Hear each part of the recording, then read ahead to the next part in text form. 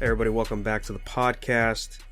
We are vibing out today as we got a lot of PlayStation stuff from the State of Play that happened, and I was hoping for more first party stuff, but it was all third party and indie, which some of it actually I was digging. This is a PSVR game, so I probably won't play it because I don't have a PSVR, but they announced the sequel for Moss.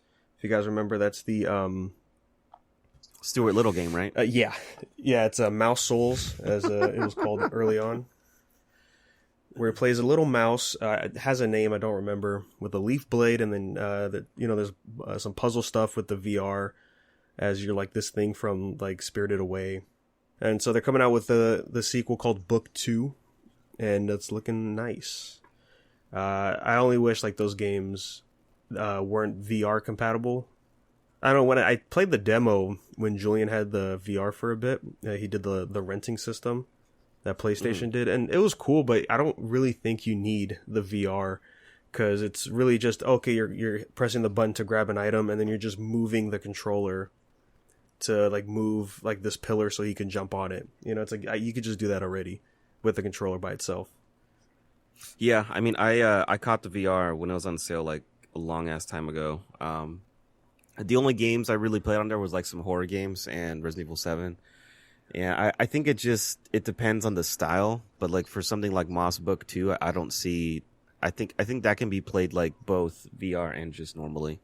I think personally it's gonna take a while before VR catches my attention, and it's mainly also like I'd like quality on the screen, and those glasses are not 1080p. I don't think, right? They're like 720. It's been so long, dude. I can't remember. It probably was 720, but like I think the biggest thing for me is that the immersion. Like once you put headphones on, dude, and you have like your visuals like that, everything changes, dude. It's a totally different experience. Oh yeah, I think for VR, I wouldn't. At least me personally, I wouldn't want to play something like Moss Book 2 in a VR game. I'd rather play like something a little bit more immersive. Yeah, like if the gameplay was different, not Soul Sacrifice, Hellblade. If that was a first person game, yes, mainly because of that 3D audio. Exactly. You know what? I think it's mainly just horror games, I would say. I would be interested in for VR. That's probably what unless if they had like some kind of Gundam game, that'd be pretty cool too. Oh yeah, like if you're in a cockpit, yeah, that'd be good. Well, no, more like a Battlefield-esque Gundam game. I'd say VR. I don't own one, but I would say that it's more utilized for things that involve like dynamic effect or like a dynamic range of like visual environment. So like in horror games, in this aspect, we take the full effect of you literally being stranded or stuck, imprisoned, trapped wherever the fuck in any facet of any maze or abandoned building or whatever. It gives you that really like feeling of abandonment, that lost hope sensation. That's how you see a lot of those videos of people falling and shit when they're playing the video games. There's one, where you walk across a plank and it's like in between buildings. Yeah.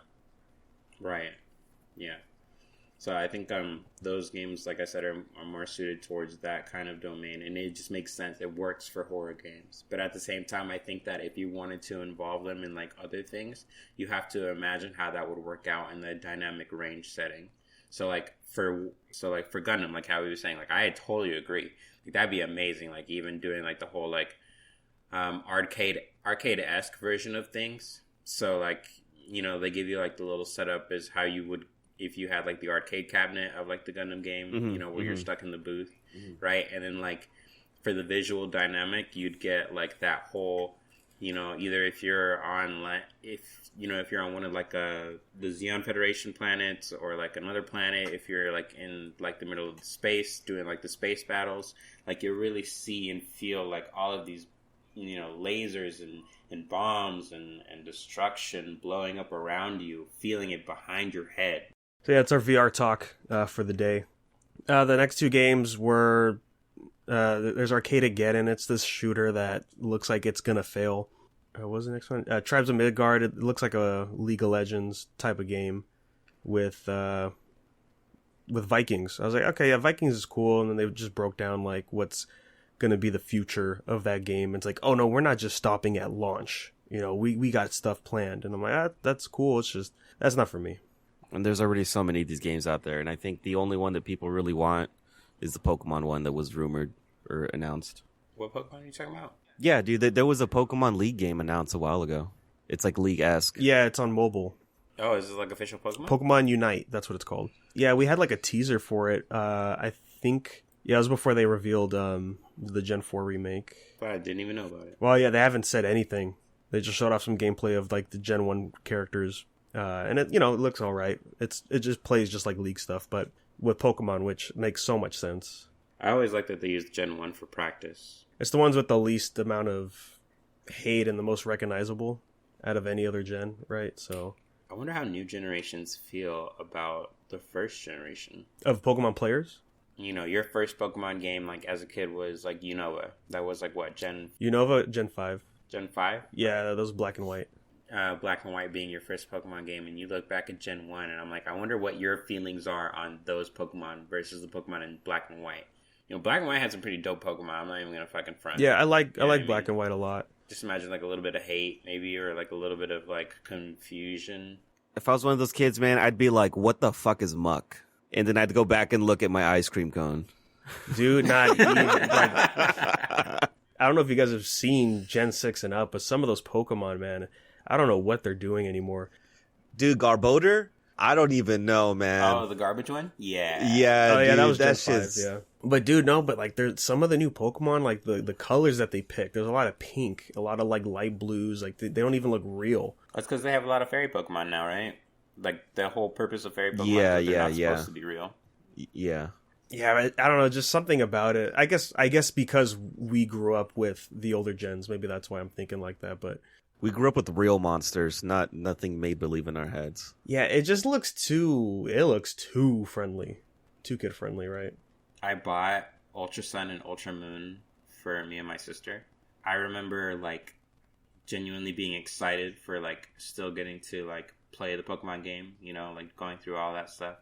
And like I tell you, like I to this day I still haven't even gotten through it. Oh yeah, I haven't even beaten it. I think I've mentioned on the podcast when it came out X and Y, I stopped at the third gym. And there was just something about it. I'm like, yeah, it's just not really capturing me that much like the other games did. I did play was it Alpha Sapphire, Omega Ruby? Oras? Yeah, Oras. So yeah. That one I did complete. That one I did enjoy. That was a really good one. I think that was the last one I played besides Sword and Black and White 2. I skipped over Sun and Moon. I don't know why. It's honestly, I mean, like, it's fine. It just wasn't how I expected it to be, which I feel like is pretty much every Pokemon game that I'm going to experience moving forward besides, like, the remakes. Most likely, like, a good 90% of me is already, like, decided that I'll probably get, you know, the remake for Black and White. Black and White is the next one, right? No, it's Diamond and Pearl. Those are coming out, I think, in November? Yeah, I don't know. I think I'll just stick with the manga for Pokemon for the new stuff. What is the gimmick for the game that's going to be precedent, like back like 2,000 years ago, like when Arceus was like barely coming out? I have no idea. Yeah, we don't know yet. We only have the initial. I don't think they showed anything. Just I think as far as like what the gimmick could be. Well, it could be the way that you find them in the wild. I think that might be it, but it's been a while since I saw the trailer, so I don't remember exactly of how that mechanic works. It doesn't look like you transition into like a battle menu and then you pick your moves like that. It looks different, but I think it's gonna kind of be like ATB, like the FF7 remake. Kind of hope so. Where like you're gonna get your menu open, you know, you can like move around and stuff like that. The Pokemon is just automatically gonna fight, you know, like just doing whatever, and then like you just command it moves, you know. Once it's its turn or whatever the case is. Yeah, I'm looking forward to that one, just because hopefully it's different.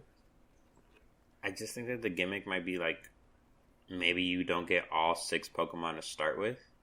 You know, like maybe like you're limited to only using a certain amount of Pokemon until like later on, or like until like you beat more gyms or something like that. You know. Well, who knows if there's even gyms in that one? Yeah, you know that's also true. Like what is the main goal for it? Like you just protecting your village. You like growing up with your Pokemon, like like generations on generations. Do I beat up little Jenny from down the block for some fucking carrots, dude? I don't know. I want to know. I want to know all these details. Yeah, dude. I think it's cool. Fuck Jenny from down the block. I'll beat her up and take her fucking Raichu. Fucking Jerry. Yeah, that'll be out in January, so I'm hoping we'll probably see a Pokemon Direct probably September, October time before Gen 4 comes out. But anyways, guys, back onto the state of play here. The next game that they showed off, looking real nice. It's called Fist, which is the acronym for Forged in Shadow Torch. I thought the F stood for furry because, Yeah, I was just about to say. Because that's the... A little sus. Yeah, I was looking at the trailer. I was just like, oh, okay. FIFT up in here, man. Cool. For real. No, dude, I like this. I've always been a big fan of side-scrollers. I think this is going to be a lot of fun. Yeah, man. Side-scrolling character action game. You play as a rabbit that has a mechanical arm on his back. Yeah, that's looking pretty fun. You're a rabbit big daddy in a very mechanicalized world. Mm-hmm. I'm all in, dude. And man, just the combos they were showing off, I'm like, yeah, this is like some DMC level stuff. And we kind of get a glimpse at either like, can't tell if like they're heavy, just heavy grunts coming in, and then something that looked like a boss fight. September 7th, it's coming out. And then after that, they showed off, I think might have seen this game before. It's called Hunter's Arena. And this is They mentioned Battle Royale, but there's more stuff to do in here. Hunter's Arena Legends, it's a 30-player online game where you pick one of these warriors with great designs, and you're just going through these maps, and you either fighting NPCs, and then every now and then you might encounter another player that's on the server, and you're going to have to fight him one-on-one. Yeah, dude, this might be the first Battle Royale that I pop into, man. I'm excited. I'm excited to try something new out. Didn't they have another game similar to this like a couple of years ago? Yeah, dude, they did. It was pretty good. It was called These Nuts. Sorry. I mean, it reminds me of For Honor as far as like how the combat goes. There was another game before that. I want to say it was like really early PS4. I think you can still probably find it, and it's free. But it's like a game where you're basically like a different type of martial artist or whatever, and it's like Absolver. Yeah, Absolver. Yeah. Isn't that kind of like what I think? The only difference is you mentioned that there are NPCs. Where that game, I think, is just strictly like all online, all active players. No, I played a little bit of that game a while back because they're the same people that are making Sifu. And no, there's random AIs you could fight in there too. And then eventually you just see a bunch of people online, if they're still playing at this point. What did they say? It's going to be, I think next month there's going to be an open beta for it. Yeah, open beta for it, and then PS Plus members are going to get a chance to grab that up. And then speaking of Sifu, that was the next game they showed off. We got another look at this game. Dude, I'm excited for this game. I'm not gonna lie. I really, really liked this game when they came out with it. It's just like just the progression, like the kind of roguelike sense, and like just adapting and evolving with every fucking person you beat down. Yeah, it's interesting, man. The way I perceived the trailer was, so if you quote unquote die in the game, you respawn as an older character. Right, and then you have to run the level again, and then eventually you're gonna die because you can only be so old. That's an interesting mechanic. As we see, the older you get, the more moves you can unlock, I guess. I'm looking forward to like a more in-depth look at this game next state of play to see what exactly we really got going on. But no, man, everything else about this game, like I said before, looks super good. I love the tight camera work in here. The art style is pretty nice. This is going to be a really, really solid game. Personally, I said this before when we first saw this. I've been wanting a game like this for a long time. Just all martial arts style. The more I see it, I'm like, give it to me now. I don't mind that it's being pushed back. Work on it. Do what you got to do. I will sit here and wait, and I will buy it day one.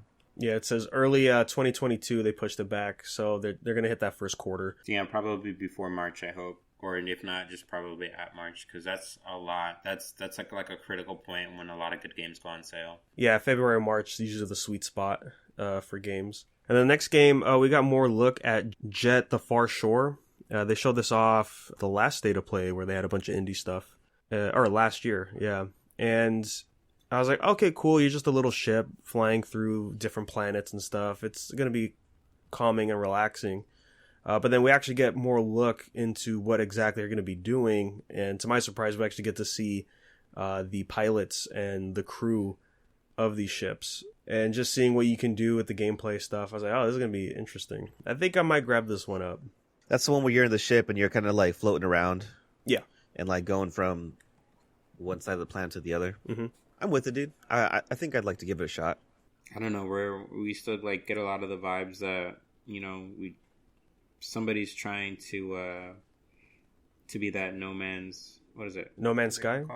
Yeah, No Man's Sky. Didn't that game flop hard in the beginning, and now it's like did. pretty decent? Or was it? Or am I thinking of No, you're thinking Outer Worlds? You're thinking of No Man's Sky. Okay. Outer Worlds is It's the Bethesda game. It's Obsidian. Okay. Obsidian, yeah. It's Excuse Obsidian. me. Yeah, it's the people who made Fallout New Vegas. Yeah. Yeah. So I was thinking of No Man's. Yeah. Well, what's crazy? Like, yeah, we always talk about the No Man's Sky, but I don't think a lot of people bring up that the main reason that game is how it is because they pretty much had to start from scratch again when their studio got flooded. So they had to, work their way back in. But no, from what I hear, the game's really good now with all the free updates that it came out with. Nice. There was one that just came out like a few months ago too. But now finally, there's multiplayer, so you could play with your friends. I mean, if it goes on sale again for a really good price, probably peep at it. Yeah, I keep meaning to hop in because I was really excited for that game. I think Miguel is the only one who bought it of anyone that I actually know. Yeah, I saw when he got it like at launch, and I only saw just a little bit of stuff that they did in the beginning. I'm like, okay, it looks all right. I remember early stuff, like it's a real grind fest too, to collect materials and stuff just to get decent upgrades. So the next two games come from Sega. The first one being Demon Slayer. Last time we talked about it, I didn't even know Sega was working on the game. Hopefully that means, gameplay wise, it still looks like the Ninja Storm games, so I'm not expecting too much. Look, dude, anime RPG games can do whatever they want, man. If it looks cool, I'll buy it. But I need to know this story first, so I probably won't buy it for a while. You could read it and then be disappointed at the end. That's fine. The strongest thing for this game is how visually it looks. It just looks like the anime. It's kind of crazy. Like I said before, that it just looks really good. So you can't even tell it's a 3D model sometimes. Aside from how stiff some of the animation could be on their faces when they're talking. Other than that, you're just like, oh yeah, this could just be a screenshot from the anime. We talked about this before. We talked about how like when they incorporate like these games and like try to like establish like a base model to them. Remember, like for Bandai Namco especially, because they're just pretty much responsible for like almost all of the anime games, all the shonen games. Yeah, like they always give them like these like different kind of models that they want to try out. Remember, like we were talking about like how Naruto has like basically this model, like the adventure / fighting, and that was pretty much the one that was most popular. Dragon Ball Z has like like the Xenoverse and like the open space area fighting, like Kakarot. What is it called? Kakarot. Yeah, it's Kakarot. Yeah. Yeah, like, so games like that, and they incorporate those kind of things. And I'm just thinking to myself, like I get like Sega just like knew like, okay, off the top, I already know like this is gonna be the one that works the most because it makes the most money. But I also wish that they would have brave enough to try to do something new, to do something different.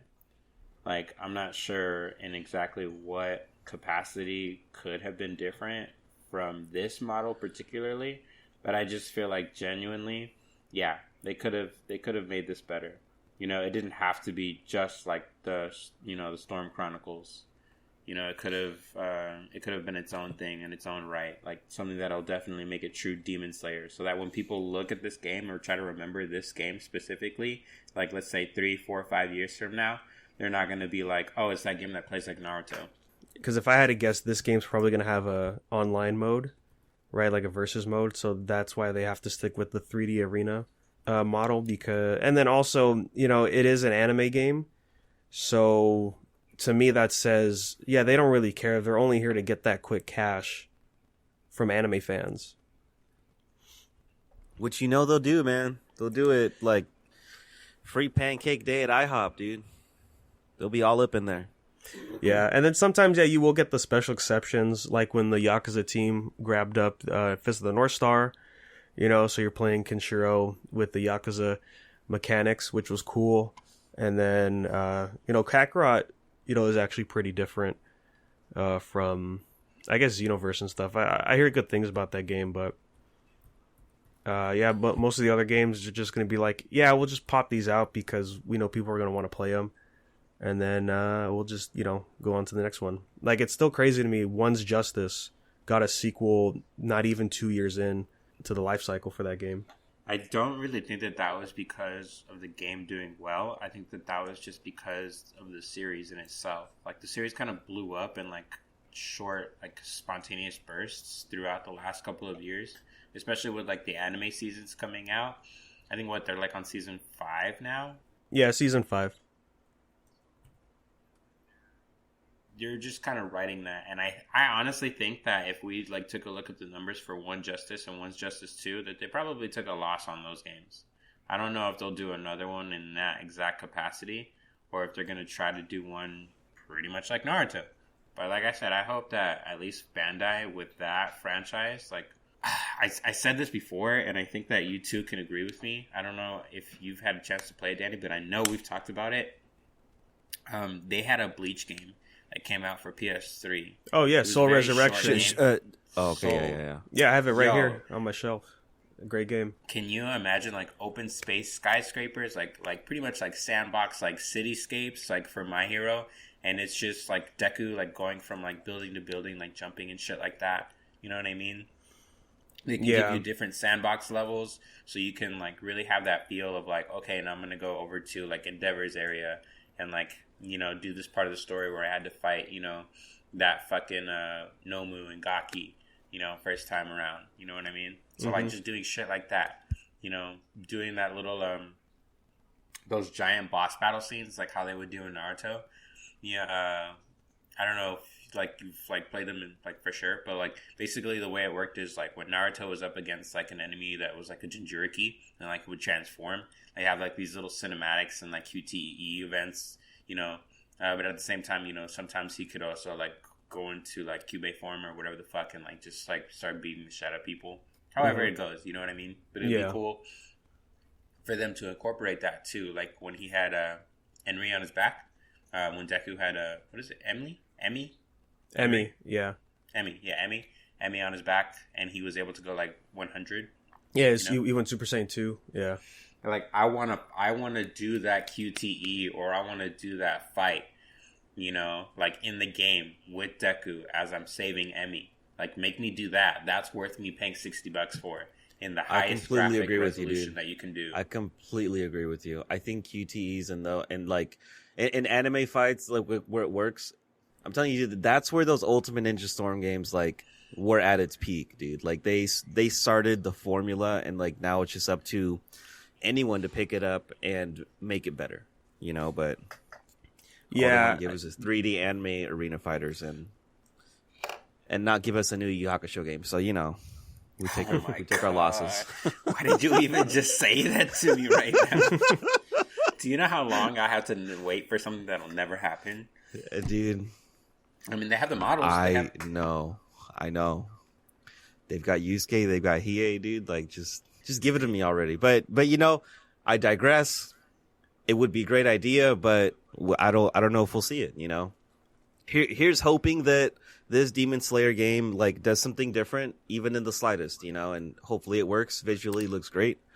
But I can only hope for something different with these anime games. Yeah, you just got to get a studio that's dedicated to doing something different. Give it an arc system for fighters. That was a good idea. Give RGG Fist of the North Star. Great idea. So what are we saying? I'll watch the super cutscenes for Demon Slayer. But all right, man. Yeah, Sega. They also showed off more Lost Judgment.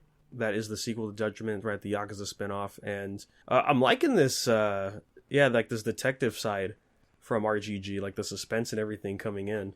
Dude, I haven't played Judgment yet. It'll be a while before I get there. Oh, but yeah. Tell me why this dude makes me feel like he's like a younger Date-san. I don't know why.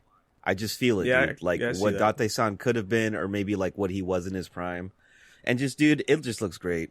I can't wait to get into that spinoff, man. It just... And then they showed off all the side stuff that you can do in the game, right? They don't have karaoke, but they have the rhythm games that the Fist of the North Star one did. So where it's just them dancing. But the one where I was like, oh, I have to get this game is there's a skateboarding segment in there. Tony Hawk Pro Skater, dude. In my Yakuza game, say less, doggy. Hell yeah. Where do I sign? It's Kamurocho, right?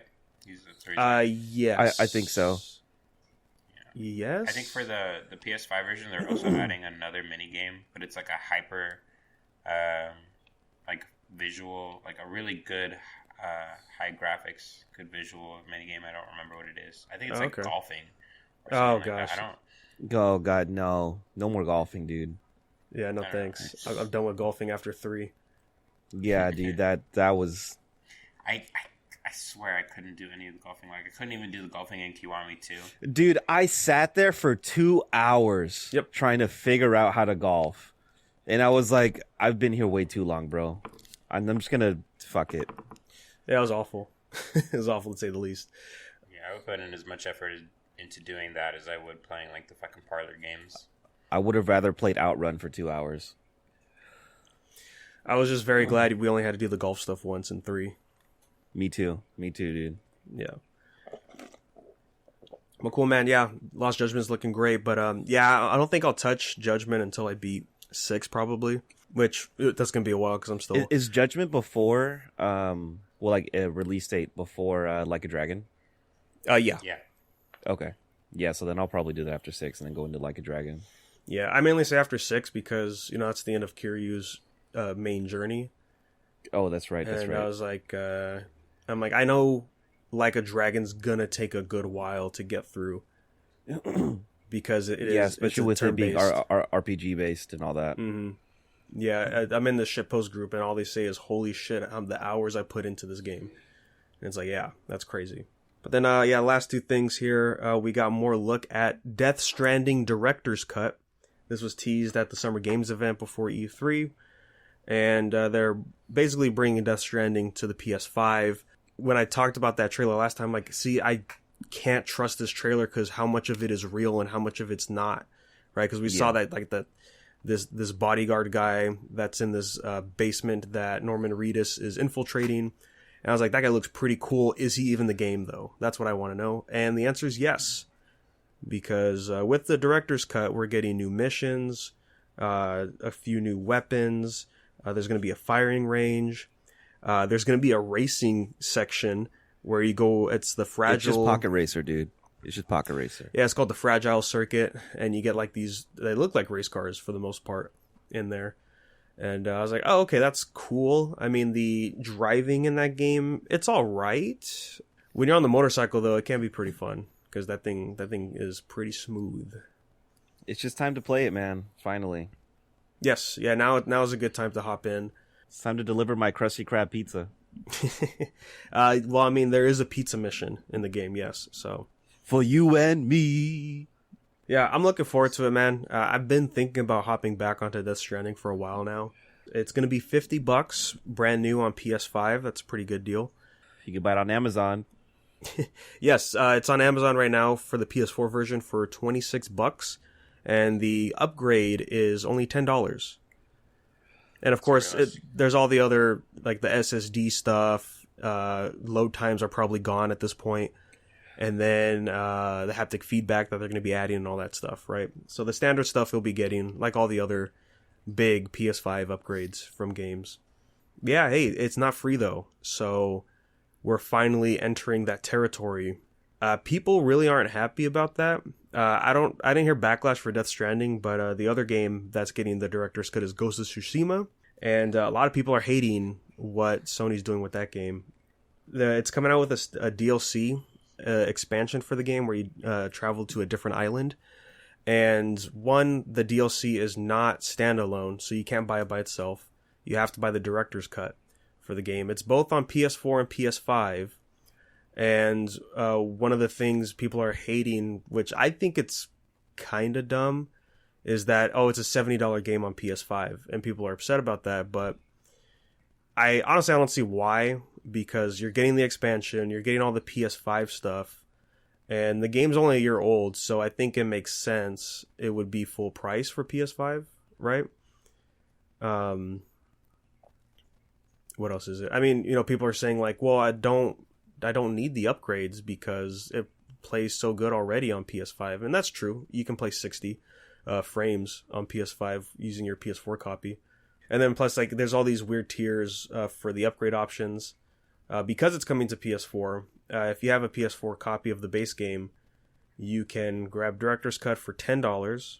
Excuse me, it's $20 from base game to Director's Cut on PS4. And then if you own the PS4 Director's Cut, it's $10 upgrade for PS5. And all you're really getting is the PS5 stuff. And then from base game to PS5 Director's Cut is $30. And that really has a lot of people really upset about it. And, they pointed towards FF7, right? How the upgrade was free for PS5, but you still have to buy the DLC for $20. And it's like, well, at least I still get to play the upgraded version. But I'm not upset. I grabbed the game up for, I think, $30 or $40. So when I get the upgrade, I'm going to still break even anyways from what the full price is for the PS5 version. Or we're getting paid upgrades now. I think that's all right. I'm all in for it, man. I talked about it last time when I brought up the Yuffie DLC for FF7, and honestly, it's a huge difference, man. You really get your money's worth, and even beyond that. Like, I think that's the most fun I've had on the PS5 since Demon Souls with that Yuffie DLC, just because it's next gen area, man, and we're here for it, and I'm all in. I think Death Stranding was September. I didn't double check, but then Ghost is August 20th. Yeah, I haven't touched Ghost of Tsushima yet, so this is the perfect opportunity to finally dive into that game. Same here, dude. I got it for hella cheap on Black Friday, so yeah, I'm ready to dive in once that comes out. I guess also one thing with Ghost of Tsushima too is that game is one of the few Sony games that rarely went on sale. Because I was waiting, I'm like, it'll price drop like God of War, like Horizon for sure, but it never really dipped that low when as I was expecting it to. But right on, man. The last game they showed off, we got some more gameplay look at Deathloop, and this is from the people that did Dishonored, and we're just gonna a big look at how the gunplay is and all that stuff, and yeah, it looks pretty fun. I think I played Dishonored the first one, and then I watched Jerry play Dishonored 2, but I mean, they're very Bioshock-esque, and I'm a huge Bioshock fan, so I've said it before on the show, man, like, Deathloop looks like a lot of fun, but I just don't know if I want to pull the trigger yet, but after watching this gameplay video, I'm kind of leaning more towards yes, but I think I'm still going to wait a little bit longer to see a little bit more. Okay. Maybe watch a little bit of an LP when it drops and see if it's for me, But besides that, it does look great. The mechanics in there, like stuff you can do with your weapons, are pretty fun. We just get more depth of exactly how the game is going to be running, and it always showed off like a 1v1 thing, like you're fighting this other person, and if they kill you, you restart, and that's still true. But you have to also eliminate, I think it was 8 other targets before the end of the day. And then at the end of the day, I think time does reset as well. So that was interesting. I wasn't expecting that there was going to be a limit, like an actual time limit to be able to do everything you need to do before you either die or, the day runs out and you have to start over. So that's... I kind of really like that aspect, and I think that's because I really enjoyed when that was brought out in Dead Rising. And just having that out in a different kind of environment, I think that's going to work out really, really well for them. Speaking of checking out, man, the last episode we recorded was right before the Kazuya Direct, and he's out now. And all I gotta say is it's crazy how much work they put into him. Dude, they literally put Tekken in Smash, man, and it's incredible. I think I said this before when Steve came out. I'm like, they put a lot of work into this character, but looking at Kazuya, doesn't even come close, dude. doesn't even come close at all. Like, there's just so much going on with him, and it's great. He's a really, really good character. I can't wait to see high level play of him, but he's just a lot of fun to use at the end of the day, and that's really all that matters. Yeah, it was a fun time. Right when he dropped, we all hopped in to an arena. We just all picked Kazuya, and that was just wacky times. DLC only. Yeah, it's crazy how powerful he is. And also how heavy he was. He's like top 10 in weight for Smash. I wasn't expecting that. Yeah, dude, and all the super armor that he has and the Bowser grab, like I said it before, man. Like, they really said, let's make a fighter Shoto Bowser, and they did it. An all-rounded character. He has maneuverability like nobody's business. He can even he has a built-in wave dash. And I mean, he has a built-in wave dash. Like, all you have to do is just put it in the command input, and he has the iframes and everything. He can just crouch dodge. Crouch rush at you. Yep, them Korean backdashes, baby. And I think by far the best thing we've been trying to kind of like master is he has a reflector. Yeah, so good, dude. Oh my gosh! When I first saw that reflector, I had to like stop the video, do like the whole double tap thing 10 seconds back on the YouTube video, and I probably did that like 4, 5, or 6 times, trying to see which attack that was. I was just like, holy crap, it was so fast. And I'm really hoping that at some point people are going to test, exactly what it is he can and can't reflect. Like, I really want to know if he can reflect like a full beam, a full Samus charge.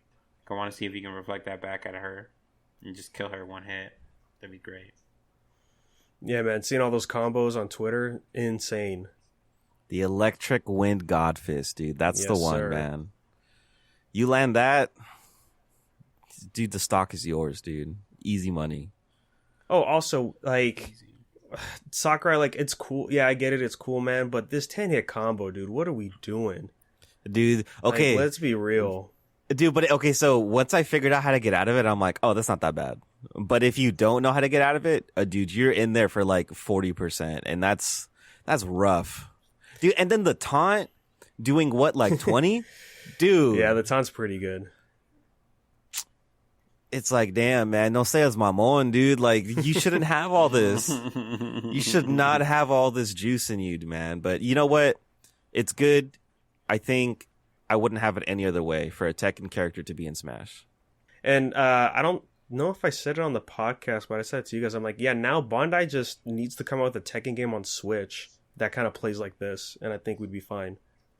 Like, that'd be great. You know, I mean, they already make Smash anyway, so why not just Negan on Smash? It'll never happen. I would love to see Negan stay in Tekken, man. That's all I ask for 8. He's definitely a must for the roster. If you have to recommend a DLC, I think it'd be him and Sephiroth, like, ultimately in all the DLC. That I'm like, yeah, you probably want these two characters in there just because they're so much fun to play with. But who knows? Who knows what they got cooked up in there? Who was the last for season 1 again?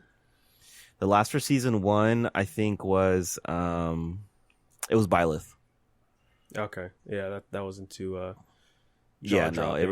Everybody was mad. They're like, dude, you should have started off with Byleth and then like ended off with Joker, right. or anybody else. We have to remember they picked these characters a long time ago already. Yeah, I don't know who. We say the wild stuff. Get Doom Guy, John Halo, of course, Sora. Well, we're not gonna get Dante, so that sucks. Give me fucking Donald Duck, bro. That's what I want. That's who I really want in this game. Give me Epic Mickey. He had 2 games with Oswald as a fucking alt, dude. Give me. Yeah, that'd be cool. I got ideas, man. I got ideas. It just that then involves a Disney character. I just really want a Disney character in here, man. But Disney's Disney. They're not exactly. I can't throw shade. I'm a full Disney supporter. But all right, man, moving on to other news, right? We have the Gintama final movie, right? That's the last arc of the manga that they finally animated. Did pretty good in the box office for a while before before Sailor Moon or Demon Slayer came out. Can't remember which of the two. But that's finally coming out to the West. We don't have a release date yet, but they did confirm that it will be premiering out here. It'd be cool if it's in theaters, but I don't know if Gintama's big enough in the West for that. The other movie is the final Evangelion movie that's going to be on Amazon Prime in August. So we're only Watch party. We're only a month away, man. I guess I have to go back and watch the the other movies. Dude, do you have them all? Yes, yeah, I have them. Dude, we got to do watch party because I need to rewatch those. It's been like a good couple of years. Yeah, I'm down. Yeah, I've only seen the first one. Like I said last time, I just never went around to starting the second one. I think the second one is infinitely better than the first. I can't remember how much I like the third one. Did you guys check out we finally got a full trailer for He-Man that's going to be on Netflix, and that was looking pretty nice. I did not see it, but I'm sure it's fucking awesome, dude. I mean, the first little snippet I saw at the Summer Games show, dude, I can't wait, man. I didn't know I missed He-Man this much until I saw him back on the screen. So again, this is directly after the 80s show, and this is like it's something. Oh, Eternia is dying, and if Eternia dies because of the loss of magic, then the universe is going to be destroyed, or something. Because Eternia is at the center of the universe, kind of thing. And so He-Man has to come in and bring the boys back together and go fight Skeletor. Yeah, it looks really nice, man. I'm all for it. I never watched the 80s show. I only watched the 2003 cartoon, and I like that one a lot from what I remember. I should probably finish Castlevania before I start that one. I should probably start and finish Castlevania like I've been saying for fucking months. Maybe in this week I have off, dude. I'll finally get to all the things I've been saying I'm going to do. I know, man. I've been all over the place this past few weeks. Slowly getting back into Yashahime and, trying to catch up before season 2 starts. Only thing I'll say is Inuyasha's daughter, Mohora, she's pretty cool, man. She has... Who? Mohora. But yeah, she has this thing that's from her grandfather, actually. And I think it has... I don't know if it's his blood or if it's something else, but when she puts it on, like lipstick, she transforms into what she calls Beniyasha. And then she just really unlocks her demon powers and can go all out. I was like, hey, that's pretty cool, man. That's basically a devil trigger, the way she transforms. You could just relate everything back to Devil Triggers, huh? I mean, we're talking about Inuyasha, so yes. Danny was born and raised in the Devil Trigger. Look, man, Inuyasha and Devil May Cry have so many similarities. I'm not the only one. They really do. They really do. They really do. I'm not knocking it. It just... Yeah. But she doesn't get a huge transformation or anything. The cool thing is, because she's a quarter demon, she looks more human than anything, but when she goes into this state, her eyes turn yellow like how Inuyasha's was, implying she has more demonic power in her when she's in that form. I'm like, that's pretty cool. But yeah, I've only seen like 2 more episodes out of, I think, 26 is what the final run was for season 1. I caught up to JoJolion. How you feel, dude? How do you feel? Okay, no way. without giving spoilers, because I'm gonna restart that this week. That's my goal this week. How do you really feel about it? So I caught up to 108 mainly because I heard that it was ending this chapter, but turns out I think we have like 2 more before that. Caught up, and I gotta say, it really is just, it's complicated, I guess you could say. And that has to do with, was it Wonder of You, right? That's the stand that they're fighting in the last arc here. And I mentioned it off air probably, but I was like, this stand is too OP because just what it can do and like how complicated it is to even get to be able to do a counterattack was crazy. The stakes were really up there with all the characters. Tension was super high. You could just feel it as you're reading the panels. The way that arc ended, I thought it was fine. I don't really see where the hate comes from, because if anybody's read JoJo, I think the way it got resolved is to be expected from Araki. I'm interested to see what these, I guess, epilogue chapters are going to be for the series. But who knows what's going to happen, because it looked like a twist might happen. I would say as to where we're at right now, all the wrong characters are the ones that are perfectly fine, and that's unfortunate. We have to like this. Oh, well, you should catch up first, Oscar. I would say, but I did feel that too. I was like, man, we're really going this kind of route with like who's I guess quote unquote dying, and who's staying alive. I think I am on chapter 108, if I remember correctly. So I just haven't finished reading it. I like as you were bringing it up, it just like back rushed into my head, like, oh yeah, like this is exactly what's happening right now, Mm-hmm. and I'm like, oh god, like don't get me wrong, I definitely want to see it like resolved and stuff like that. But I did feel like we did talk about this before on a different episode regarding like JoJolion in itself. Yeah, It's just like you know, like this whole entire time we're like, you know, okay, like how's Dio gonna play into this? And it's just like he's not. That's the thing. he's yeah, it's really Dio's not really important anymore. well, yeah, there are no like lineages or anything like that follows Diego, so it's like what, fuck him. Plus, it's just like both of them got like killed out of existence anyway, so it really doesn't make a difference. The way they do things is great as far as bringing stuff back and callbacks. All that stuff was good. And then I only have one problem, and that is with Wonder of You, the stand itself, and just pretty much what it does while it's active and walking around and all that stuff. Because it kind of breaks the stand rule a little bit. I think you know what I'm talking about, Oscar, with its presence, pretty much.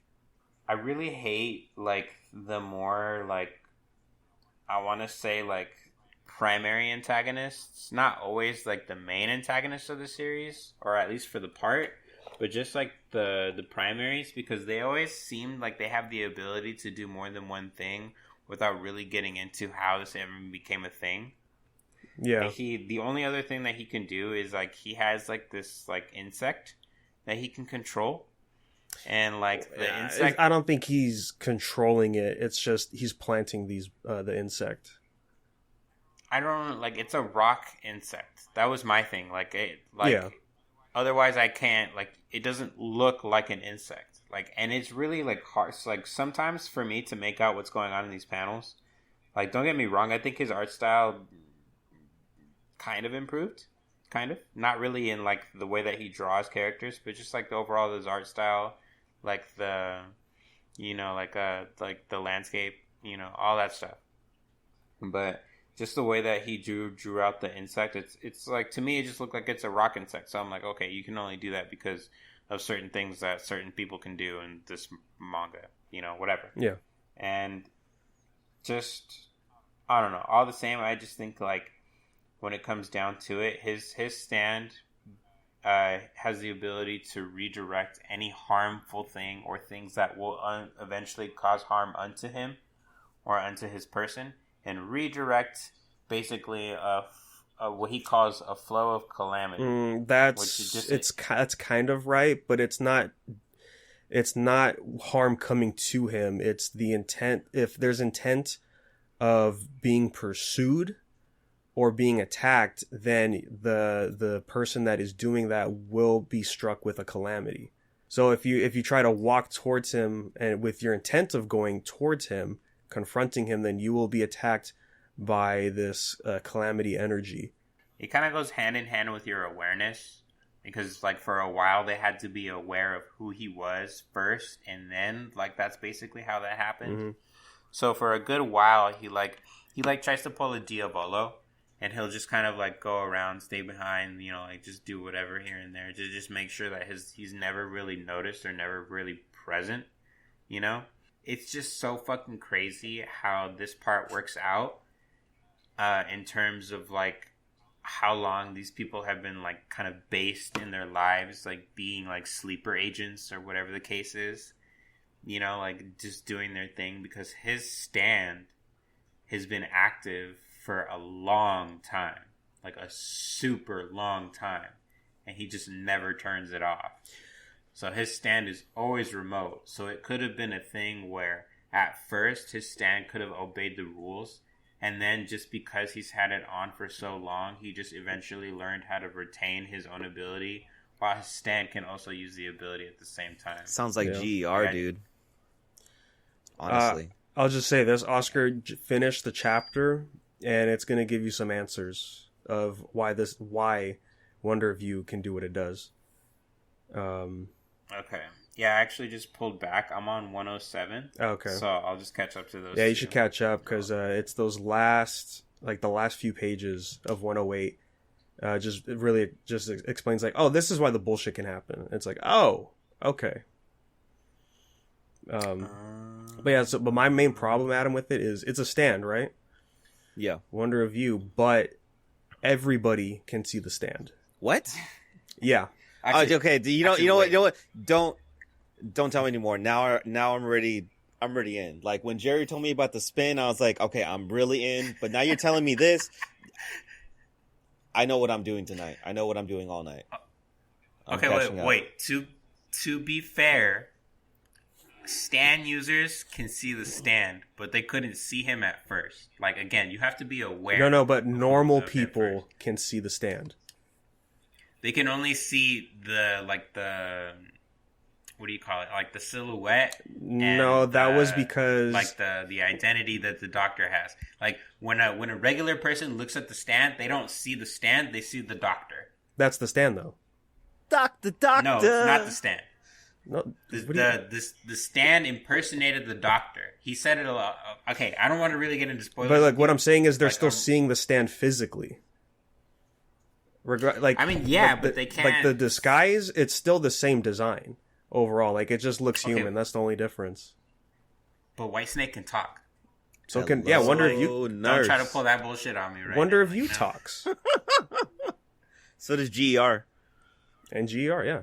That's true.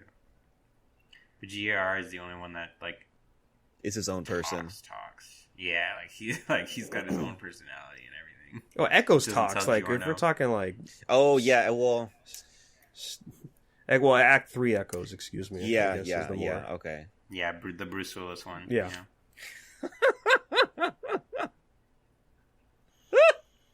Okay, yeah. So I don't want. I'm not gonna retract my statement because I don't think I'm entirely wrong. But obviously, there's a lot of instances where like just things don't work out the way that they're supposed to work out. But yeah, I do strongly feel like what I said like holds a lot of merit though. Well, I will give you guys a full update when I catch up. I'm gonna do that between today and tomorrow. Good. Have fun with that. There's a lot. Just tell me when you get to the soccer twins. Yeah, you're starting over, right, Adam? Yeah, I'm gonna start over, dude. I think at this point, with it being so close to being finished, I'm just gonna start over because I'm sure there's gonna be a lot of things I'll pick up on a second run through. I mean, this is gonna be the third time I start over Joe Jolien anyway, so I'm like, that's fine, dude. I'll do it all over again. I wonder if the colored scans even caught up. Don't know. No, I don't follow the color scans because they were only at like 4 chapters last I checked. I have them on my Mega Drive, and I think that they've done like a Mega Drive, except for Part 8. I think they've done like up to a certain extent of Part 8, but I don't know if they've continued from. I'll check, but hopefully they did. If they did, yeah, I would definitely suggest that you check out the colored scans, Adam. For sure, it's great. Yeah, color's always great. Yeah, dude. When I reread Stone Ocean in color, I was like, wow, this is totally different. Dude. Fucking great, yeah. Part 7 in color is the best, though. Mm-hmm. Today we got the announcement that Hiromu Arakawa, that is the mangaka that did Full Metal Alchemist. I don't know what you called me, but I like it. It's the mangaka for Full Metal Alchemist, and she is coming back for a new manga coming soon. We don't know the details. There was they posted just like the rough sketch of what looks like the main character. And it's an archer, so that's going to be pretty cool, man. Full Metal is, top tier, high quality series. And with that, that's pretty much all we have for today. Just real quick, hey, I guess I bought Demon Souls because I wanted to play for photo mode and get a feel of what Elden Ring is going to be like. And yeah, I'm not having a fun time. Let's just say that. It's hard. That shit's hard, dude. And then the thing too, man, is that so when you die and you go back to the world, that circle with the eye in it that looks like Sauron's eye, if that shit goes black, you're gonna have a really bad time. You're gonna have a really bad time, dude. So the thing with Demon Souls is that you can manipulate the how strong your enemies are, essentially. So that's what makes it much more rewarding when you beat the level and like beat the boss, is because it's like, oh hey, like the world wasn't as bad as it could have been, you know what I mean? But yeah, dude, that shit's, if you see all black world tendency, go somewhere else, dude. Yeah, I'm all right for now, but I'll just say, man, it's I keep telling myself this is a PS3 game for sure, man. It has all the bullshit, and it's a remaster, but they still kept it how it is from PS3, so it's still a rough Souls-like game. Yeah, I'm not really feeling it a whole lot. I just been grinding trying to fight this boss, and I went back and I'm like, oh wow, yeah, like what I did just didn't matter. You know, I'm doing worse now that I'm stronger. Like, what does that even mean? Yeah, man, it took me a little while to get used to it, but once I got the hang of it, I was like, all right, cool, this is it for me. Honestly, I told this to Jerry when I beat the game on stream like months ago. I was like, dude, this might be my favorite Soulsborne game that I've played, just because of, like, once I actually figured out how does Saul put it? How to, like, move and weave, you know? Like, it just, I was like, oh my god, okay, now I found my flow, now I know what I'm doing, you know? And I went with the basic knight build, because that's usually what I go through in all my Soulsborne takes, and, you know, it's, I think once you find your groove, you'll be in it, dude. But yeah, game looks great. Haptic feedback feels fine, and the other main reason I got it also is because photo mode, you know, and it's cool. I'm having a decent time with it. It's your standard one. I will say, like, wow, you could do emotions on the face, and it could get really scary. It looks a little demonic there, if you will, because. Wait, you mentioned they have intensities, right? Yeah, it's weird. So like the smile one, right? It just looks crazy, and that's because intensity's maxed out. But when you lower it, it's just sort of, it doesn't really keep the smile. Like if you put at 50% on the smiling one, it's just like, oh, their mouth is like half open, and that's kind of pretty much it. So that's weird. But you can move the model around. As far as what the character's looking at. Yeah, I'll be back with an update of whether or not I will keep playing this game. All right, guys, other than that, though, I think, yeah, we could go ahead and wrap up. There was a new Marvel talk this past week. We talked more Loki, and we talked about the boy Jake as he went to the premiere for Black Widow, as he saw it early. And then we'll be coming out with a new episode soon to talk about the finale for Loki, as well as going into spoilers for Black Widow. And I saw it already, and it's all right. I think it's an all right movie. There's some fun stuff in there, but I don't think it's worth the $30 on Disney Plus. Let's just say that. Ooh, $30. Yeah, buddy. And then a new segment on BFM dropped the other day as well. This is a new thing Adam wants to do for the podcast, so go ahead and peep that as well. Like little short clips of just us talking, pretty much. And then this week, yeah, standard stuff, read manga reviews. The webtoon episode will be out this week as well, so look forward to all that. And that's at Unverse Podcast anywhere on social media if you want to stay up to date to the episodes. And if you have any questions or comments, unversepodcast@gmail.com. You know, just send those in and we'll bring those up in the next episode as always.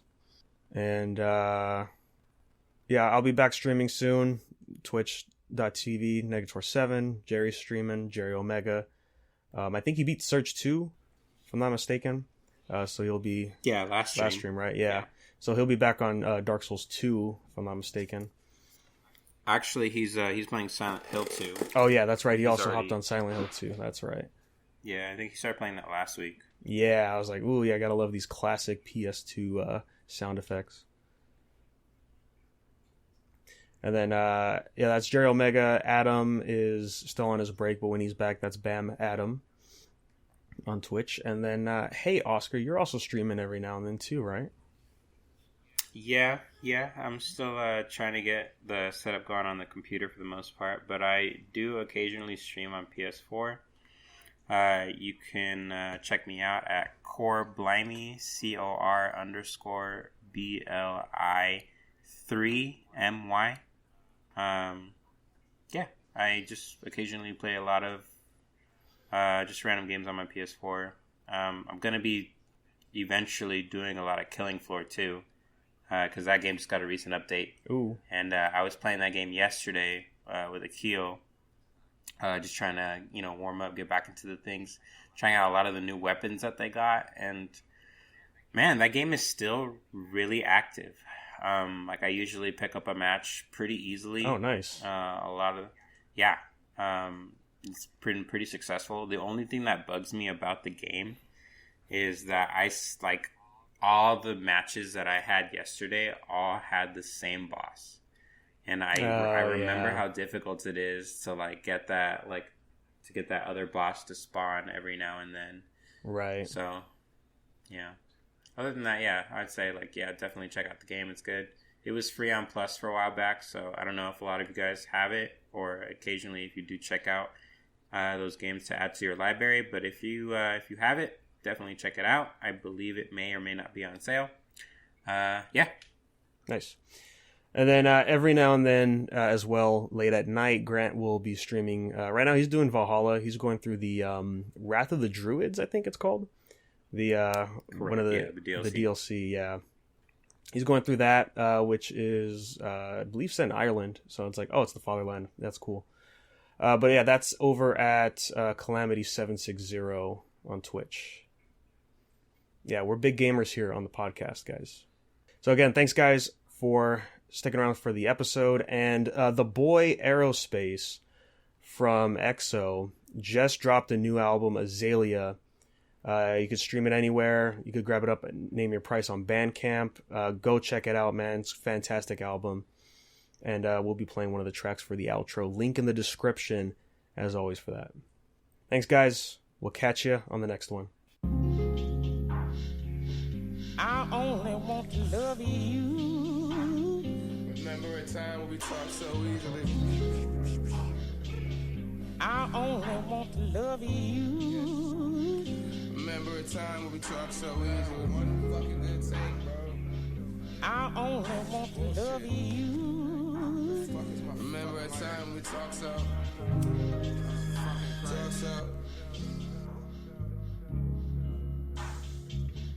Let me. Time like marriage, sound shape seconds, only kiss minutes, drugs are forever. Sacred geometry touching me slowly. Only focus, you don't know me. Hold me, I'm omnipotent, anti-present, narcissistic, narcoleptic, complicated, condescended, authentic, master mantra, talking proper, up the ante. Yeah, lunar landing, crash the opera, I miss your voice now. Growth is a linear level, I pity your love and I pity him. Okay. If it's subconscious, my code is a 0 now. I only want to love you. Remember a time when we talked so easily. I only want to love you. Remember a time when we talked so easily. I only want to love you.